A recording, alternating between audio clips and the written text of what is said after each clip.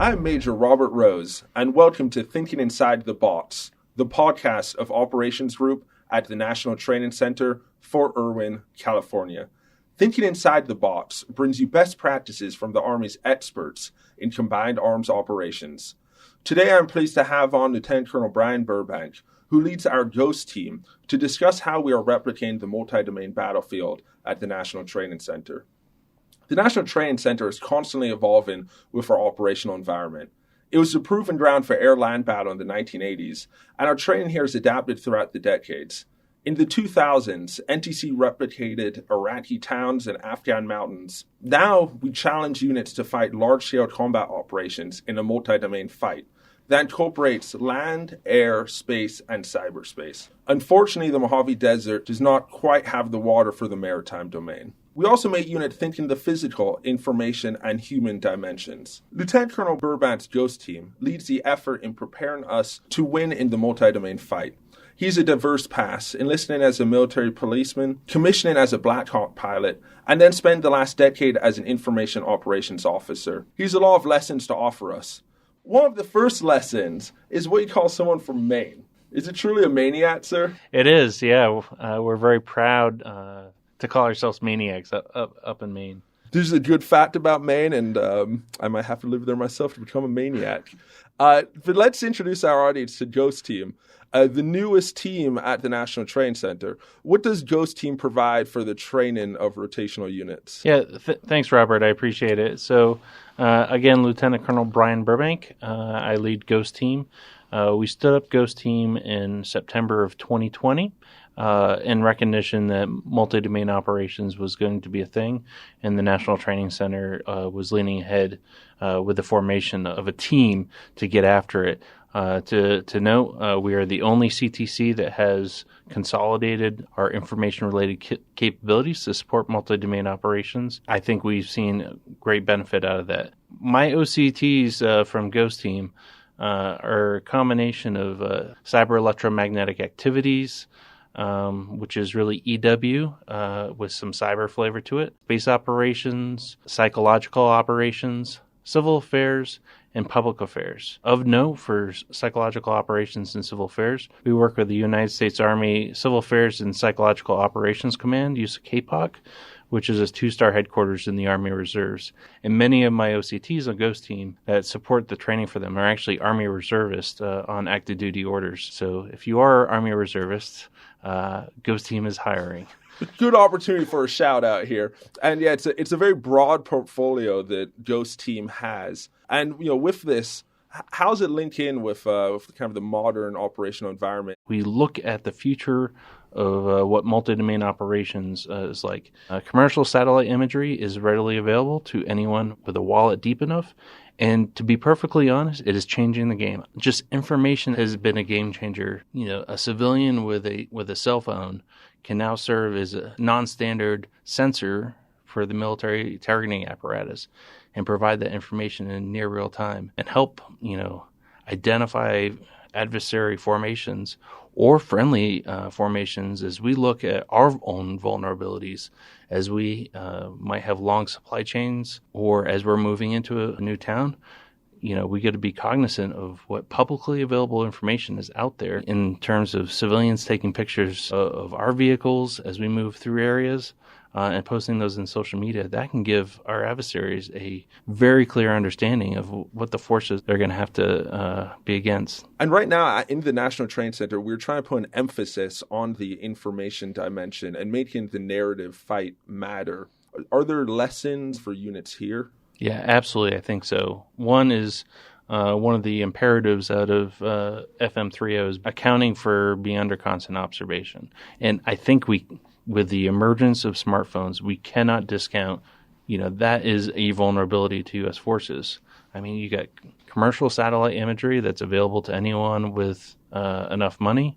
Quadcopters, so aerial ISR, is now significantly shifted. So instead of spending millions of dollars on systems, you can spend a couple $100 and have aerial ISR capabilities. And then one thing that's near and dear to my heart is when you download an app, you are often giving away the rights to your position locations and many other indicators that can be quickly aggregated through commercial means. Advertisers are looking to sell you things, and those same technologies can be leveraged against our soldiers. And those breadcrumbs that those soldiers will leave, when they're using a navigation app, can often outline exactly when you're leaving your home station and moving en route overseas. And when you talk to your friends and family while you're overseas, you are illuminating yourself potentially to our adversaries. It's a risk that is underappreciated by our current forces. Yeah, and there's so much either standard or non-standard ISR that surveillance and reconnaissance efforts that can be conducted against us, where it's no longer the traditional means of how militaries collect upon each other. There's so many new and novel methods of collection that, frankly, we have not had to deal with yet. I think this is a great lesson for units as they're preparing to come to the National Training Center, because Black Horse is going to try to collect on them through traditional means, through ground reconnaissance, but also through air surveillance with UAS, through digital means, through various SIGINT means, detecting their emissions. So there's a lot of different ways now that units are being surveilled. So this brings us to FM3-0 operations, which is the Army's capstone document on how we're going to fight in the multi-domain environment. One of the imperatives in there is this being under constant surveillance, and units having to really take that to heart and have to deal with it. So how does Ghost help units train for that environment when they come to NTC and meet the requirements of FM3-0? Yeah, absolutely. That's a great question. So one thing that units are going to have to realize is there will be live electronic warfare effects against them to really replicate a contested electromagnetic spectrum in that denied, degraded, and disrupted space operating environment. So units, when they come here, they can expect that their primary, alternate, contingency, and emergency communications framework that they come here with, they're going to have holes in their swing when it comes to how they talk, because Black Horse will actively jam them and they will not be able to talk. And that's something that is currently a gap at home station, where units are unable to effectively replicate that while they're at home, because it's hard in a congested electromagnetic spectrum when you're in the middle of an urban area. And not mentioned is GPS. Like, how often do you just leverage your Google Maps? You'll follow it to the end of the world, even though it might take you straight into a lake or a ravine. They've got to be able to get back analog and rely on their map and a compass. Because we cannot always rely that GPS is going to be there for us. We also replicate a synthetic internet and social media environment through our ION network, the Information Operations Network, which is on a closed cellular network here. So Facebook and Twitter is replicated. We've started posting battle damage assessment photos of targets that would be both in the close fight and then in the deep fight. Some of those high priority targets that might be further back, if they kill it in the constructive sim, we'll replicate that in ION and give them credit for it and allow them to see that. We have media on the battlefield as well, both using print, video, and they're posting on social media. That often trips up units coming here because they're just not used to interacting with the media. However, you go anywhere in the world, if we're going to be in large-scale combat operations, that's going to be the number one headline in the media. So our soldiers need to at least have the awareness and the wherewithal to deal with the media, to convey appropriate talking points, because ultimately the media will find a story. And if your comments are no comment, then that will become the story. So you just got to find a way to interact with the media in a productive way, even if you can't tell them operational information, in a way that is you're both going to come away in a good place. And finally, civilian role players. This is a challenge that soldiers will face on large-scale combat operations. If we go back to one of the most recent examples, let's go to World War II. Where our soldiers were sweeping across France and Germany, where there were millions of civilians that were still populated in all those towns, sheltered in basements. you can't just shoot everything that moves and assume that you can level a town in large-scale combat operations. You still have to account for that civilian population.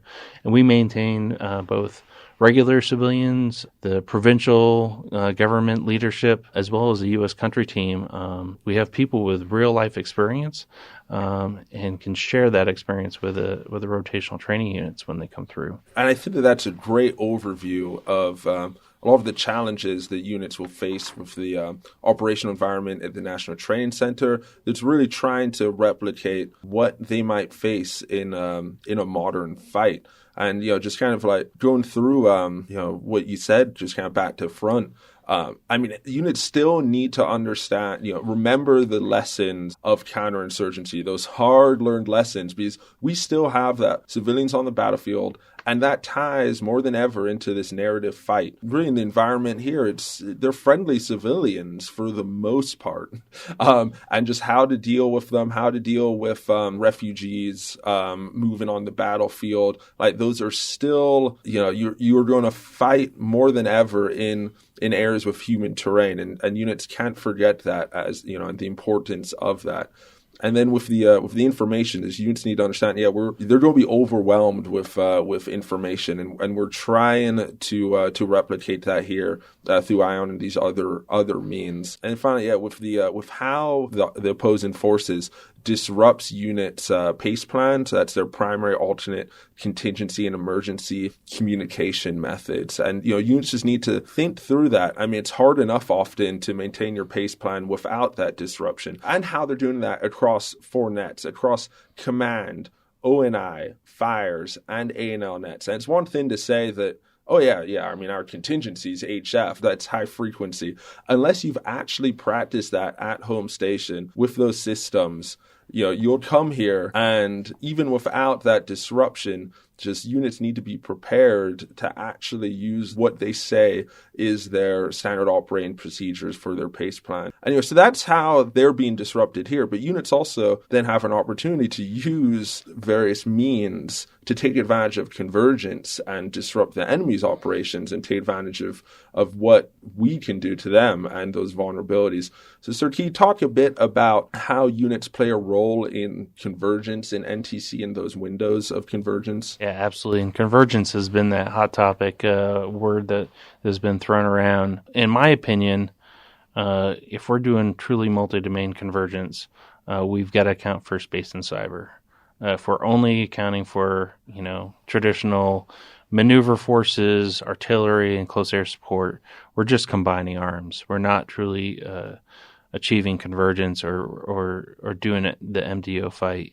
So the way I see this is, and what's outlined in FM30 is that brigade combat teams, when they come here, they don't create convergence for themselves. They're the recipients of convergence from their higher echelon, whether it's the division or more likely the corps. And it's really a fight between the deep fight and the close fight for the division or the corps, because they have responsibilities for both. They have to shape deep and prevent that second wave to come in. But the brigade combat teams, they're in the close fight, and the divisions still need to support that close fight. We talk about convergence windows, and it's really, we think these are temporary periods of time to allow that brigade combat team to do that voodoo that they do so well, which is really to get after and put steel on target and boots on ground and get after it. But in order for convergence to truly happen, there's some stuff like that brigade combat team might become priorities of fire for long-range precision fires, or they'll get some more close air support, or they'll get some more ISR. But I think that's just combining arms. To get after true MDO convergence, you got to account for space and cyber. And there's some that are arguing that space and cyber, it's so intangible, it's echelons above brigade. No one really understands exactly what they do, but they're building tactical formations now, like the Multidomain Task Force, which has both cyber electromagnetic activities, EW and cyber in there, as well as space capabilities. They just stood up the 3rd Multidomain Task Force. They exist in the theaters today.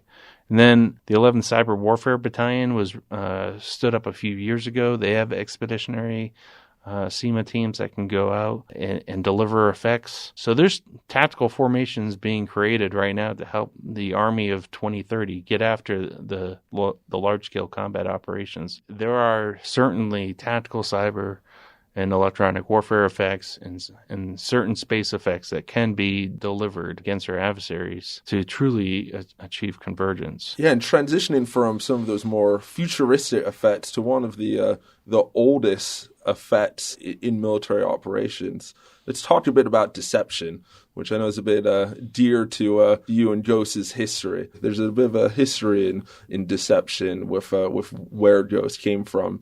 So, sir, we could talk a bit about Ghost's emblem and its history, and also how deception now plays a role at the National Training Center. Yeah, absolutely. So we draw our heritage from Patton's Ghost Army, the 23rd Headquarters Special Troops, which in World War II was assigned to Patton through Europe. They had inflatable tanks. They had loudspeakers with recordings of large tank formations moving through that they would play at night. They would essentially act as actors and go into a town with various patches on and go to local cafes or areas where they knew that German sympathizers would be, and just speak loudly about what's going on and how well supplied they were, and how many soldiers they had in the area of operations. That small unit was covering down on a division's battle space and was successfully keeping the Germans at bay because they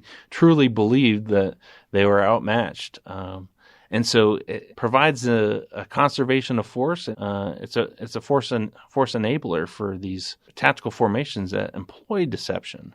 So I really got to go back to Barton Whaley's one of the most well-known historians who talks about deception. And in one of his books, Stratagem, Deception and Surprise in War, I think the most powerful case study he did is he went through 122 battles, and he created a little chart on whether or not during these battles, did they have surprise or did they have deception, or did they have both or none? And they translated that to casualty rates. So there was no surprise, no deception. The casualty rates were, for every one that we lost, we killed or wounded 1.1 of theirs. That's slugging it through. But the beauty is if you combine surprise and deception, for every one we lost, we killed or wounded 6.3 of theirs. That's a powerful number. That is truly going to save lives on the battlefield, conserve combat power, and really truly cause our enemy to commit at the wrong place at the wrong time and present them with those multiple dilemmas that we always talk about. That will save more American lives. The challenge is, outside of some of the big deception operations like during the Gulf War, the Big Left Hook, where they drove at night and comms blackout and hit, the Iraqi units that were less prepared, essentially exposed their flanks and forced them to withdraw to great success and very low casualty rates. Those are great examples of how you do it at large scale. How we do it at the more tactical level, at the brigade, at the battalion level, I think is kind of a lost art that the Army needs to reinvest in. I was going to say, yeah, it is a lost art, and it's such an important art in this. Again, back to this being under constant surveillance, because it kind of needs a bit of modernity to the art form of how you are not only creating fake vehicles, fake platforms, fake capabilities, but how you're giving them missions as well. Because you can deceive enemy surveillance across domains, right? And it takes away from that constant surveillance if they're not sure what they're striking is truly a command post, because it's giving off the signatures of a command post, but maybe it's just some antennas that's pulling off some emissions, and then that gives us an opportunity to do counterfire. And it plays in, it's such an important thing that gets into the enemy's decisions. Now, if they see 20 command posts, in a brigade fight, they don't know what to target, and they start to second guess their decisions, and slows them down, and it really gives us an advantage. And just to interject there, like when we talk about command post survivability, there's going to be certain systems that are only going to be at a brigade headquarters, or a battalion headquarters. So at most, if you're going to maintain your communication systems, at best you can look one level, one echelon down. So a brigade might look like a battalion headquarters. But we really need to get back to dispersion, to camouflage, and just make it as hard as we possibly can for our adversaries. Because, again, as you said, every time our enemy fires, our radars can detect that, and we can do counterfire on their artillery. We may not be able to hide, but we just got to look less important and really increase the that risk calculation that our adversary does. And is this target truly something I want to shoot at? That's a great point, because it's just like there's not 100% solution to some of these problems, but it's a game of percents. And the more you can do with dispersion, with decoys, with understanding your signatures, the more you can increase your survivability and make it harder for the enemy to take action against you and really get inside their own decision making. Yeah, absolutely. And then, yes, sir, so if you're about to come to the National Training Center in about a month and you're desperately listening to Thinking Inside the Bots as you're preparing to deploy, what would you focus on? Yeah, so first of all, I think the biggest thing that is often missed at home station training and that units don't see until they get here